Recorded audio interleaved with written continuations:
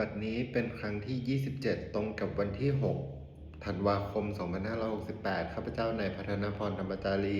ขอแปล่งวาจาสาธยายพุทธมนต์ถวายเป็นพุทธบูชาธรรมบูชาสังฆบูชาและเป็นอาจาริยบูชาแด่องค์พระขวัมปติเถระเจ้า องค์หลวงปู่สำเร็จรุ่นหลวงปู่บุญยเดชหลวงปู่ศิลาตลอดทั้งครูบาอาจารย์ผู้เป็นเจ้าของวิชาจินดามณี ขอเทพเทวดาเจ้าทั้งหลายโปรดจงมาอนุโมทนาในการสวดสาธยายของข้าพเจ้านี้ ขออนุภาพคุณพระรัตนตรัยครูบาอาจารย์และเทพเทวดาทั้งหลายโปรดจงบันดาลให้จิตของข้าพเจ้าเป็นสมาธิอันควรแก่การสวดสาธยายมนต์ต่อไป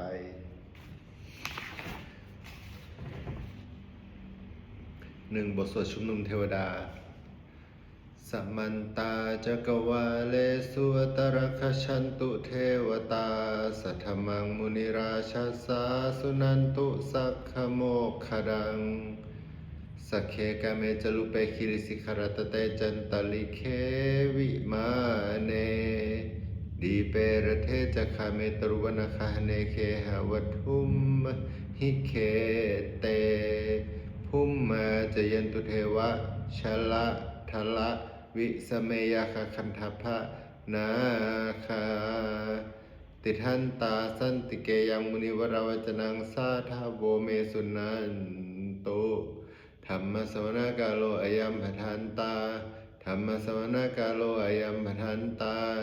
ธรรมสวนากาโลอายัมปทันตา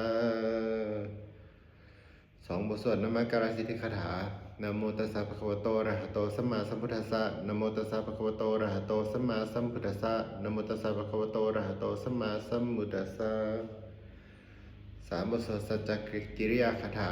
นัตถิเมสารนังอัญญังบุโดเมสารนังวรังเอเตนะสัจจวัชเชนะโสทิเมโหตุสัพพดานัตถิเมสารนังอัญญังธัมโมเมสารนังวรังเอเตนะสัจจวัชเชนะโสทิเมโหตุสัพพดานัตถิเมสารนังอัญญังสังโฆเมสารนังวรังเอเตนะสัจจวัชเชนะโสทิเมโหตุสัพพดา4 บทสวดมหาการุณิโกนาโถติอาธิกาคาถามหาการุณิโกนาโถอัฏฐายสัพพปานินังปุเรตวะปารมิสัพพปโตสัมโพธิมุตตมังเอเตนะสัจจวัชเชนะมาหุนตุสัพพุปัตวะมหาการุณิโกนาโถอิหิตายสัพพปานินังปุเรตวะปารมิสัพพปโตสัมโพธิมุตตมังเอเตนะสัจจวัชเชนะมาหุนตุสัพพุปัตวะมหาการุณิโกนาโถสุขายสัพพปานินังปุเรตวะปารมิสัพพปโตสัมโพธิมุตตมังเอเตนะสัจจวัชเชนะมาหุนตุสัพพุปัตวะ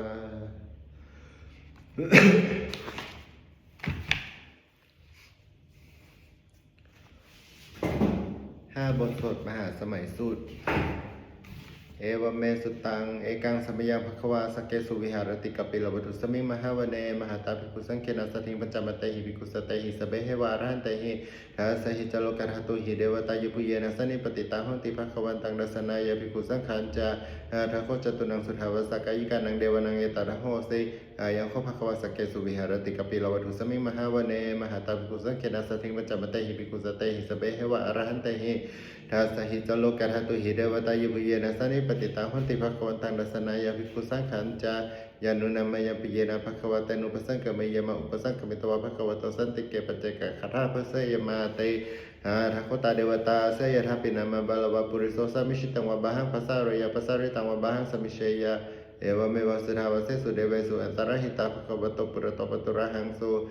ทัคโคตาเดวตาภควันตังอภิวาเดตวะเอกมัตตังทังสุ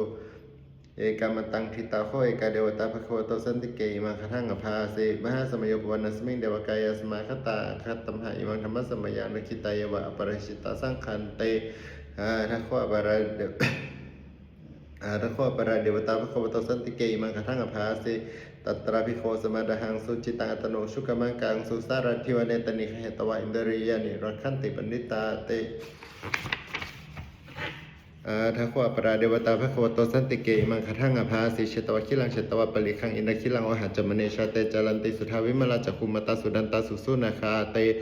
ทัคโคอปราเดวตาภควโตสันติเกอิมังคทังอภาสิเยเกจิบุดังสารนังคตาเสนเตขมิสเตอปายภูมิพายมนุสังเดหัง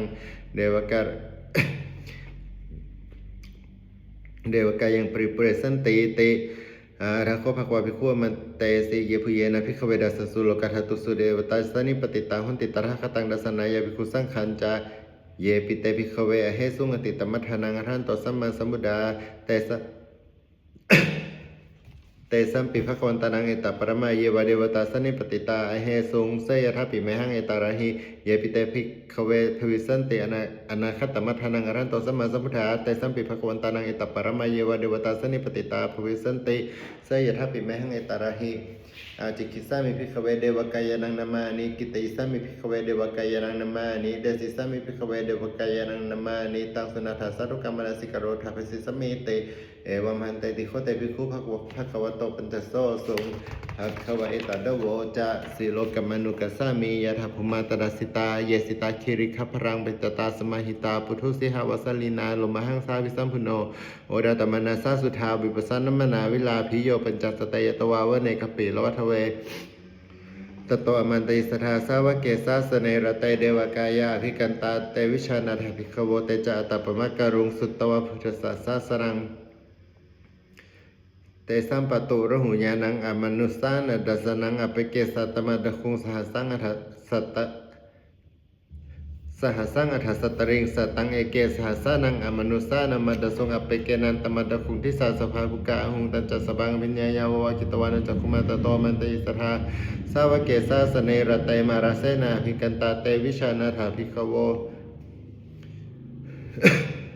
เยวหังกิติสามิคิราหิอนุปุปโสสัตตสหัสสาวยาคาภุมากปิละวัฏวาอิทิมันโตชิติมันโตวันวันโตยสัสสิโนโมดามนาภิกามุงภิกขุนังสมิติงวนังชาสหัสสะเหมวตายาคานานาตวันนิโนอิทิมันโตชิติมันโตวันวันโตยสัสสิโนโมดามนาภิกามุงภิกขุนังสมิติงวนัง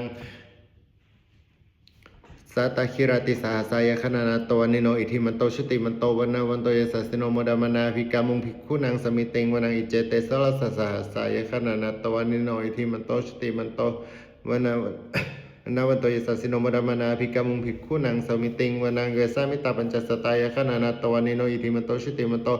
วันวันโตยสัสสิโนโมดามนาภิกามุงภิกขุนังสมิเตงวนังกุมพิโรราชคหิโกเวปุลสานิเวสนังพิโยนังสตัสสหัสสังยะขณังปยิรูปัสสติกุมพิโรราชคหิโกโสภคัสสมิเตงวนังปุริมันจติสังราชาธตารัตโทปสัสสตินะคันธพนังอธิปติมหาราชายสัสสิโสปตาปิตัสสะบหาวโนนามามหาพละอิทิมันโตชุติมันโตวันวันโตยสัสสิโนโมดามนาภิกามุงภิกขุนังสมิเตงวนังดักขินันจติสังราชาวิรุณโหตปสัสสติคันธพนังอธิปติมหาราชายสัสสิโสปตาปิตัสสะบหาวอินทานามามหาพลายอิทิมันโตชุติมันโตวันวันโตยสัสสิโนโมดามนาภิกามุงภิกขุนังสมิเตงวนังปัจฉิมันจติสังราชาวิรูปโคปสัสสตินาคานังอธิปติมหาราชายสัสสิโสปตาปิตัสสะบหาวอินทานามามหาพลายอิทิมันโตชุติมันโตวันวันโตยสัสสิโนโมดามนาภิกามุงภิกขุนังสมิเตงวนังอุตตรัญจดิสังราชากุเวโรตปสสสติยขณาธิปติมหาราชายสัสสิโสปตปิตสสะบหาวอินทานามามหาพลายอิทิมันโตชุติมันโตวันวันโตยสัสสิโนมดามนาภิกามุงภิกขุนังสมิติงวนังปุริมาทิสังหตาระโททกิเนนาวิรุณหโกปชิเมนาวิรูปโคกุเวโรตรังดิสังจตารโรไตมหาราชาสมันตาจตุโรดิสัทหัลลัมนาพรังสุวเนกปิละวัฏเวเตสัมมายาวิโนดาสาควรจานิกาสทามายากุเดนดูเวเนนดู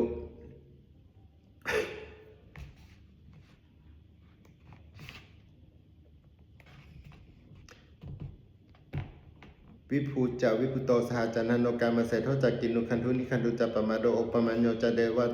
สุโตจะมาตลิจิตตเสโนจะคันดโปนโลราชาชโนสภวาภูปัญจสิโคเจวติมลุสุริยวชสาเอเตจัญเยจราชาเอเตจัญเยจาราชโนคันบาสหาราชิพิโมดามนาภิกามุงภิกขุนังสมิเตงวนังอัฏฐาคุณาภสานาคาเวสาลาสหัตชกากัมพลสัตตราคูปายคาสหายติพิยามุนาทัตตารัฐาจะอคุณาคายสัสสิโนเอราวันโนมหานาโคโสปะคาสมิเตงวนังเยนะคาราเชสหสาหารันติดิบาชิชาปะคิวิสุทธจักขุเวหายสัตเตวนามัชปตาจิตราสปนัยติตสานามังอภัยตัทานาคาราชานามาสิสุปนโตเขมมะกาสิพุทโธสันหิวะจาหิอุปวาหันจันตานาคาสุปันนาสรนามกังสุบุดังชิตาวชิระหัเทนะสมุดังสุราสิตาภาตาโรวาสวัสเสเตอิติมันโตยสัสสิโนกาลกัญชามหาวิสมาสุลาดานเวคซาเวปจิติสุจิติจาบหาราโดนมุจิสหัสตัญจาบริปุตานังสเบเวโรจนามกาสันหิตวาบลิงเสนังราหุพัทมุปะขมุง สมโยดานิพันธันเตภิกขุนังสมิติงวนังอาโปจเดวะปัทวิจัตเตโชวโยตระขมุงวรุณาเดวะโสโมจยัสสะสหเมตตากรุณากายิกาคุเดวายสัสสิโนดัสเสเตระสรากายาสเบนานาตวานิโนอิทิมันโตชุติมันโตวันโตยสัสสิโนโมดามานาภิกามุภิกขุนังสมิติงวนังเวนดูจะเดวาสาลิจะอสมาจะด้วยยมาจันดสุปนิสาเดวาจันดามาคูปราคิตาสุริยสุปนิสาเดวาสุริยมาคูปราคิตานักขตานิปราคิตวะอาคูมันดาวะหากาวัสุนังวาสวเสโทสโกปะคาปุรินโดดัสเสเตดัสรากายาสเบนานัตตวันิโนอิทิมันโตชุติมันโตวันโตยสัสสิโนโมดามานาภิกามุงภิกขุนังสมิติงวนังอัฏฐคูสาภูเดวะชาลมาคิสิคาริวะอริทกาจโรชาจะอุมาภานิภาสิโนวรุณาสัทธามาจะอจิตตาจะอเนชกาสุเลยยะรุจิระอาคูวาสาวเนสิโนดาเสเตระสรากายาสเบนานัตตวันนิโนอิทิมันโตชุติมันโตวันโตยสัสสิโนโมดามานาภิกามุงภิกขุนังสมิติงวนังสมณามหาสมณามนุสามนุสุตตมหิทธาปดุสิกาอาคูมโนปดุสิกาอาราคูหริโยเดวายจาโลหิตวาสิโนปรคามหาปรคาอาคูเดวายสัสสิโนดัสเสเตดัสรากายาสเบนานัตตวานิโนอิทธิมันโตชุติมันโตวันโตยสัสสิโนโมดามานาภิกามุภิกขุนังสมิติงวนังสุกากรุมหาอรุณาอาคูเวขานาสาสหโอดาตะคะหาปโมคาอาคูเดวาวิจักนาสธรรมตาหราคชามิสกาจายสัสสิโนทนายังอาคาปชุโนโยดิสาภิวสติดัสเสเตดัสรากายาสเบนานัตตวันนิโนอิทธิมันโตชุติมันโตวันโตยสัสสิโนโมดามานาภิกามุภิกขุนังสมิติงวนัง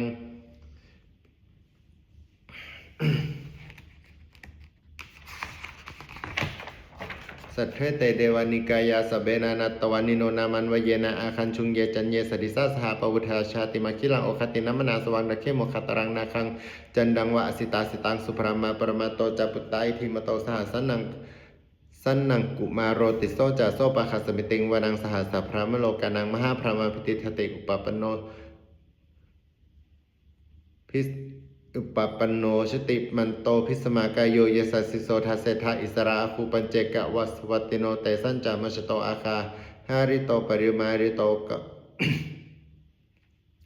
เตจัสเบภิกันเตสินเดเวสบรามเกมาราเสนาภิกามิปัสสะกนัสสะมันดิยังเอราคณธาพันธาราเคนะพันธมัทุโวสมันตาปริวาเรธามาโวมุจิธาโกจินังอิติตถามหาเสโนกันหาเสนังอเปสยิ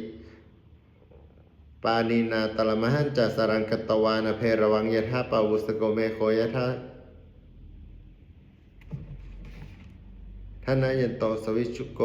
ตดาโสปจุดาวติสังกุโทอาสยังวเสตันจัสบังพิญญายะวะวะกิตวานะจักคุมาตโตอมันตยิสถาสาวเกสาสเนระเตมาราเสนาภิกันตาเตวิชานาถาภิกขโวเตจะตปมักการุงสุตวะพุทธศาสสนังวิตาราเคหิปักกมุงเนสังลมัมปินชยุงสเบวิชิตสังขามพยติตายสัสสิโนโมดันติสาภูเตหิสาวกะเตชะเนสุตาติ6บทสวดจุลชัยปกรณ์นะโมเมพุทธเตชะสารตนตยธรรมิกาเตชะปสีทิปสีเดวานารายปรเมสุราสิทธิพรหมจะอินทาจะจตุโลกาคัมภีรคกาคัมภีรคกาสมุทธาผู้ตุงคังคาจะสพรหมชัยยปสีทิภวันตุเตชัยทรณีอุทาทีนาทีชัยขคนละตนละนิสัยนิไรใสเสนาเมรุราชพลนรชีชัย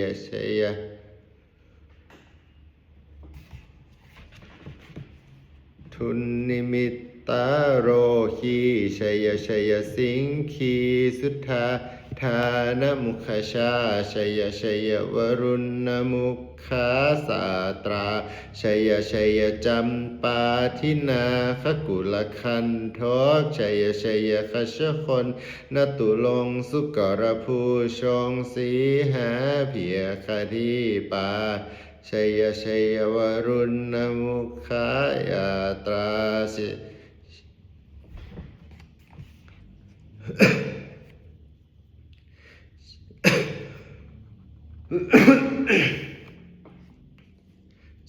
ิตเสนารีปุณสุธิน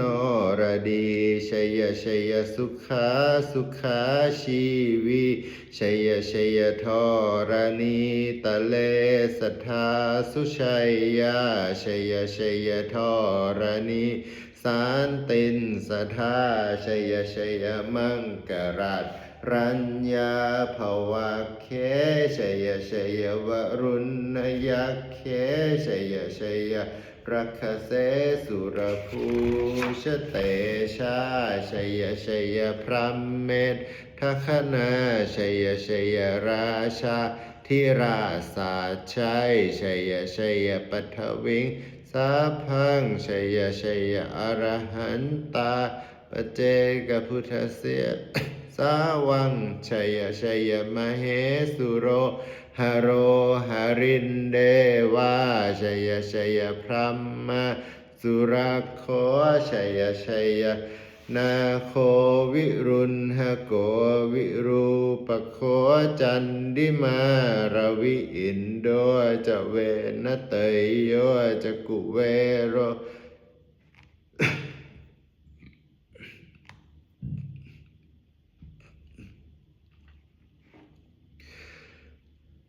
จักุเวโรวรุโนปิจาอคิวายโยจะปาชุนหัวกุมาโรทตรัทโกอัทารสมหาเดวะสิทธิตาปัสสะอาดโยอิสิโนสาวกะสัพพาชยราโมภวันตุเต เอเตนะพุทธชัยธรรมโมจะสังโฆจะดัสปาโลจะชัยกังเอเตนะชัยเตเชนะชัยโสธิภวันตุเตเอเตนะพุทธเตเชนะโหตุเตชัยมังคลังชัยโย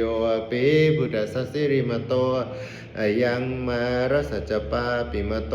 ปราชโยอุโคสยัมโพธิมันเดปโมดิตาชัยตถาพรหมคณามเหสิโนชโยปิพุทธสสิริมโตยังมารสัจปาปิมโตปราชโยอุโคสยัมโพธิมันเดปโมดิตาชัยตดาอินดคณามเหสิโนชโยปิพุทธสสิริมโตยังมารสัจปาปิมโตปราชโยอุโคสยัมโพธิมันเดปโมดิตาชัยตดาเดวคณามเหสิโนชโยปิพุทธสสิริมโตยังมารสัจปาปิมโตปราชโยอุโคสยัมโพธิมันเดปโมดิตา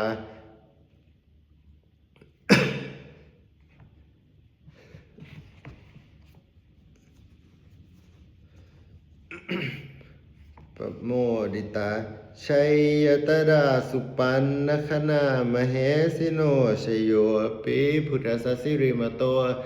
ยังมารสัจปาปิมโตปราชโยอุโคสยัมโพธิมันเดปโมดิตาชัยตดานาคณามเหสิโนชโยปิพุทธสสิริมโตยังมารสัจปาปิมโตปราชโยอุโคสยัมโพธิมันเดปโมดิตาชัยตดาสพรหมคณามเหสิโนชยันโตโพธิยามูลส สักกยานังนันทิวัฒโนเอวังตวังวิชโยโหหิชยาสุชยมังคะเลอปราชิตปันลังเกสีเสปัทวิโปคะเรอภิเสเกสาภพุทธานังอัปคัปปตโตปโมดติสุนัขตังสุมังคลังสุปภาตังสุหุติตังสุขโนสุมุหุตโตจะสุยิตทังพรหมจาริสุปทาขีนังกายกัมมังวาจากัมมังปทาขิมังปทาขิมังมโนกัมมังปณิทิเตปทาขินาปทาขินานิกัตตวะนาพันตเทปทาขิเนเตอัตถลัทธาสุขิตาวิรุณหาพุทธศาสเน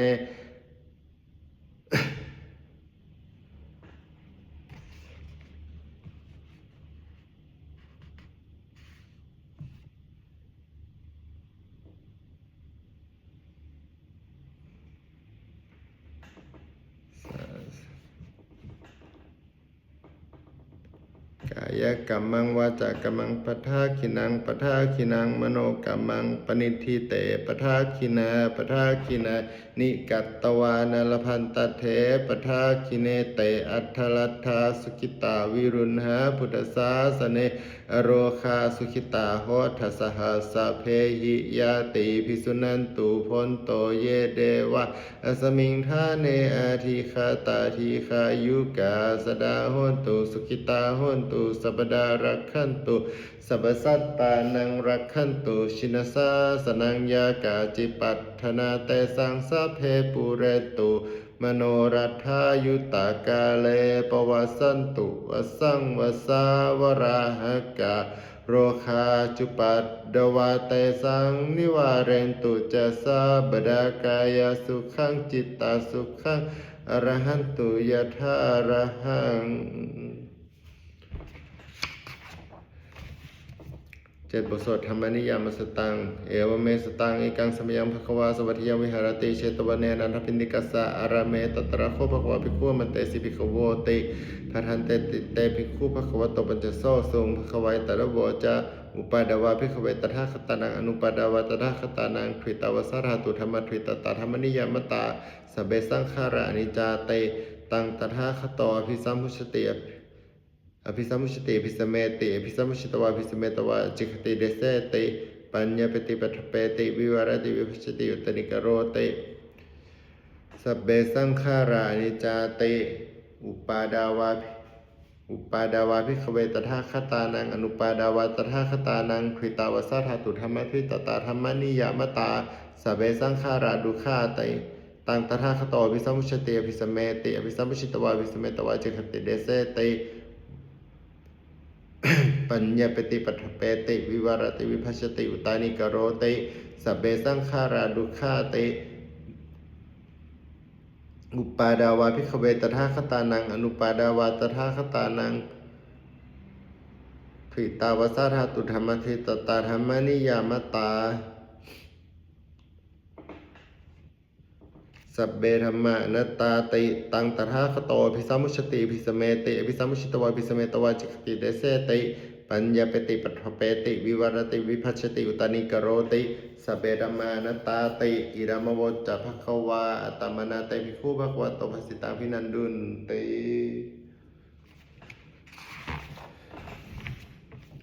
8 บทสวดพัทเทกรัตตคาถาแปลอติตังนันวากเมยานาปฏิกังแค่อนาคตังบุคคลไม่ควรตามคิดถึงสิ่งที่ล่วงไปแล้วด้วยอะไรและไม่พึงพะวงถึงสิ่งที่ยังไม่มาถึงยาดติตามปะหินันตังอปตัญจะอนาคตังสิ่งเป็นอดีตก็ละไปแล้วสิ่งเป็นอนาคตก็ยังไม่มายาดติตามปะหินันตังอปตัญจะอนาคตังสิ่งเป็นอดีตก็ละไปแล้วสิ่งเป็นอนาคตก็ยังไม่มาปัจจุบันนั้นจะโยธรรมังตถาวิปัสสติอสังหิรังอสังกุปังตังวิธามนุพรวยเยผู้ใดเห็นธรรมมันเกิดขึ้นเฉพาะหน้าในที่นั้นอย่างแจ่มแจ้งไม่งอนเงันขอนแคลงพวกเขาควรพอกพูนในการเช่นนั้นไว้อัจเชวกิจจะมาตปังโกนชัญญามรณังสุเวผ ความเพียรเป็นกิจที่ต้องทำในวันนี้ใครจะรู้ความตายแม้พรุ่งนี้นาหิโนสังคารันเตนะมหาเสเนนะมัจจุนาเพราะการผัดเพี้ยนต่อมัจจุราชซึ่งมีเสนามากย่อมไม่มีสำหรับเราเอวังวิหาริมาตปิงอโหรตามตันดิตังเวพเตกรโตติสันตัวจิกเตมุนีผู้สงบย่อมกล่าวเรียกผู้มีความเพียรอยู่เช่นนั้นไม่เกียจคร้านทั้งกลางวันกลางคืนว่าผู้เป็นอยู่แม้เพียงราตรีเดียวก็น่าชม9บทสวดธรรมสังเวคปัจจเวกขณะแปลสเบสังขารานิจาสังขารคือร่างกายจิตใจและรูปธรรมนามธรรมทั้งหมดทั้งสิ้นมันไม่เที่ยงเกิดขึ้นแล้วดับไปมีแล้วหายไปสเบสังขาราดุขาสเบสังขาราดุขาสังขารคือร่างกายจิตใจและรูปธรรมนามธรรมทั้งหมดทั้งสิ้นมันเป็นทุกข์ทนยากเพราะเกิดขึ้นแล้วแก่เจ็บตายไปสเบธรรมาอนัตตาสิ่งทั้งหลายทั้งปวงทั้งที่เป็นสังขารและไม่ใช่สังขารทั้งหมดทั้งสิ้นไม่ใช่ตัวไม่ใช่ตนไม่ควรถือว่าเราว่าของเราว่าตัวว่าตนของเราทุวังชีวิตตังชีวิตเป็นของไม่ยั่งยืนทุวังมรณังความตายเป็นของยั่งยืนอวสังมยามริตบังอันเราจะพึงตายเป็นแท้มรณะปริโยสานังเมชีวิตตังชีวิตของเรามีความตายเป็นที่สุดรอบชีวิตตังเมอนิยตังชีวิตของเราเป็นชีวิตของเราเป็นของไม่เที่ยงมรณังเมนิยตังความตายของเราเป็นของเที่ยงวตาควรที่จะสังเวชยังกายโยจิรังร่างกายนี้มิได้ตั้งอยู่นานเปตวิญญาโนครั้นปราศจากวิญญาณฉุดโทอันเขาทิ้งเสียแล้วอธิเสสติจากนอนท่าปัทวิงซึ่งแผ่นดินกาลิงคารังอีวะประดุดดังว่าท่อนไม้และท่อนฟืนนิรัตทางหาประโยชน์ไม่ได้อนิจจาวสร้างคาราสังขารทั้งหลายไม่เที่ยงหนออุปาทวยธรรมมิโนมีความเกิดขึ้นแล้วมีความเสื่อมไปเป็นธรรมดาปัจฉิตวานิรุชันเตคันเกิดขึ้นแล้วย่อมดับไปแต่สร้างมูปาสโมสุโคความเข้าไปลงสงบระงับทั้งหลาย ความเข้าไปสงบระงับสังขารทั้งหลายเป็นสุขอย่างยิ่งสัพเพสัตตามรันติจะสัตว์ทั้งหลายทั้งปวงกำลังตายอยู่มริงสุจะมริสาเรที่ตายแล้วและกำลังจะตายตเทวะหังมริสามิเราก็จะตายอย่างนั้นเหมือนกันนันทิเมเอทัสสังสยโยความสงสัยในความตายนี้ย่อมไม่มีแก่เราเลย10 บทสวดเมตตายังกินจิกุสลังกัมมังสเบหิปเตหิกตังปุญญังอนุโมดันตุสุนันตุพนโตเยเดวะสมิงท่าเนอธิคตาธิกายุกาสราหนตุสุขิตาหนตุสัพพดารักขันตุ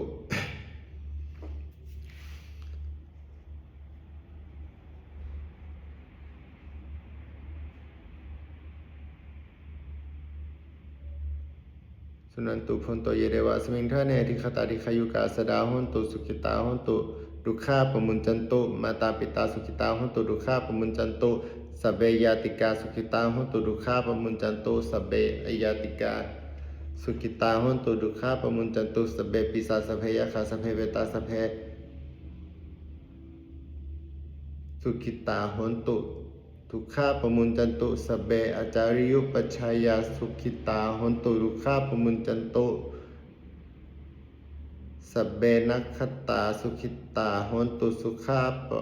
าปมุญจันตุสัพเบเดวาสุขิตาหนตุทุกขาปมุญจันตุสัพเบสมัทถินังสมินชันตุโว11 บทสวดบูชาหลวงปู่ทวดนะโมโพธิสัตว์คันติมายาอิติภควานะโมโพธิสัตว์คันติมายาอิติภควานะโมโพธิสัตว์คันติมายาอิติภควา12 ปฏิทานคาถายาเดวตาสันติวิหารวาสินีทุเปคะเรโพธิคะเรตหิงตาธรรมทานเนนะพวันตุปุชิตาโสทิงกโรเตทาวิหารมันเนเลเทราจมชานวกาจภิกขโวสารามิกาธานาปฏิอุปาสกากามาจเดสานิขมาจิสลาสปานาภูตาสุขิตาพวันตุเม ชาลาผู้ชายเยปิจันดาสัมภวาสังเสทัชตาอัทโวปปาติกานิยานิกังธรรมวรังปฏิจเตสเปปิดุกัสสะกโรนตสังขยังธาตุจิรังสตังธรรมโมธรรมทาราจปุคลาสังโฆโหตุสมะโควาทายาจา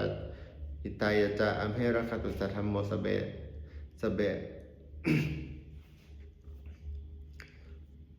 สเบปิธรรมจาริโนบุตถิงสัมปปเนยมาธรรมเมอริยปเวริเตปัสสนาหุนตุสเบปิ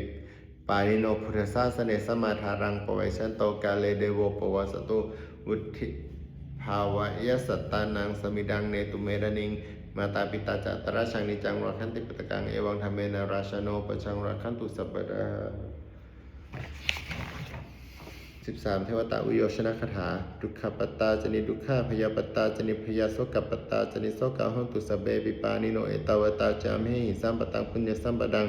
สเบเดวานุโมรันตุสัพพสัมปติสิริยาดานังทันตุสัทธยาสิรังรักขันตุสัพพดาภวนาภิรตาหันตุกัจฉันตุเดวตากตา14 สุมังคลคาถาโหตุสัพพังสุมังคลังคาถาโหตุสัพพังสุมังคลังรักขันตุสัพพเดวตาสัพพทานุภาเวนะโสทิโหตุนิรันตรังโหตุสัพพังสมังคลังรักขันตุสัพพเดวตาสัพพธรรมานุภาเวนะโสทิ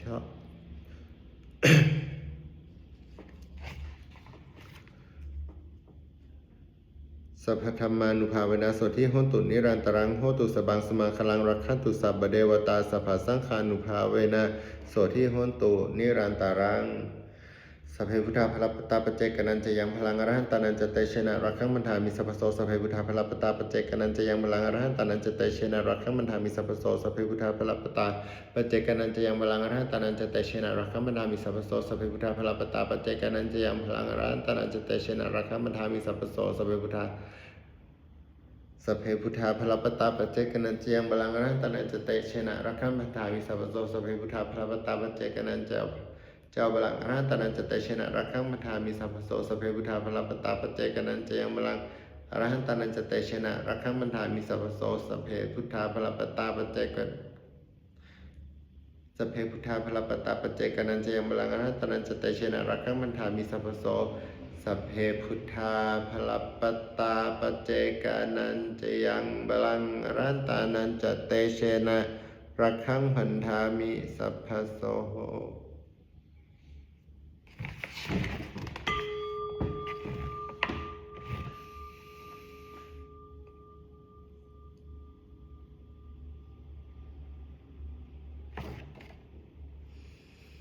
ด้วยอำนาจแห่งบุญกุศลที่ข้าพเจ้าได้สวดสาธยายพระพุทธมนต์นี้ข้าพเจ้าขอน้อมเกล้าอุทิศถวายเป็นพระราชกุศลแด่สมเด็จพระนางเจ้าสิริกิติ์พระบรมราชินีนาถพระบรมราชชนนีพันปีหลวงผู้เสด็จสู่สวรรคาลัยขออานิสงส์แห่งบุญกุศลนี้จงเป็นสัพพสิริมงคลแก่ข้าพเจ้าให้แคล้วคลาดปลอดภัยจากทุกโศกโรคภัยอันตรายทั้งปวงให้มีแหล่งรายได้อันสุจริตมั่นคง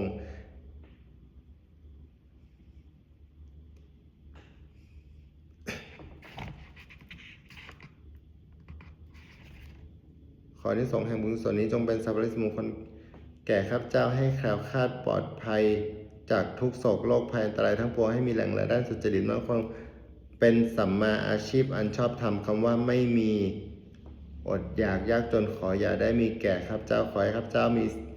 สมาธิตั้งมั่นในพระธรรมคำสอนแห่งองค์สมเด็จพระสัมมาสัมพุทธเจ้าดำรงอยู่ในความดีงามตลอดกาลนานอีกทั้งขอเทพเทวดาทั้งหลายผู้ได้อนุโมทนาสาธุการในบุญกุศลนี้โปรดประสิทธิ์ประสาทพรน้อมส่งอนุภาพแห่งมงคลไปสู่วัตถุมงคลพระปิตายยอดเศรษฐีทั้งฝ่ายไทยและฝ่ายลาวรวมถึงวัตถุมงคลทั้งปวงที่3สิ่งแอมูเลตได้จัดสร้างขึ้นให้เปี่ยมด้วยพุทธานุภาพเทวานุภาพและฤทธานุภาพอันศักดิ์สิทธิ์อำนวยผลให้เป็นสิริมงคลแก่ผู้ครอบครองและบูชาทุกประการเทอญ